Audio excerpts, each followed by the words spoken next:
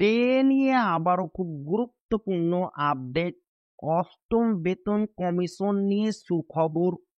সরকারি কর্মীদের বেতন কতটা বাড়তে পারে? তো এই ভিডিওতে আমরা অষ্টম বেতন নিয়ে কিছু আলোচনা করব। কেন্দ্রীয় সরকারি কর্মীদের বহু প্রতীক্ষিত অষ্টম বেতন কমিশন দ্রুত ঘোষণার সম্ভাবনা। ফিটমেন্ট ফ্যাক্টরের ভিত্তিতে বেতন ও পেনশন নির্ধারিত হবে। ডিএ ৬০% পৌঁছলে ফিটমেন্ট ফ্যাক্টর ১.৯২ থেকে ২.০৮ হতে পারে।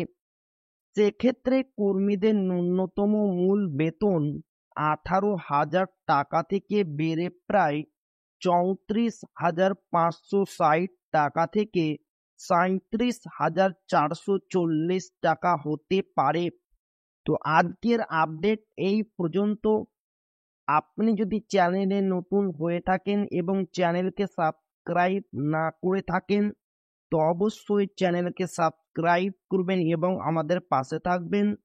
তো আবারও দেখা হবে ডিএ রিলেটেড খুব গুরুত্বপূর্ণ ভিডিওতে।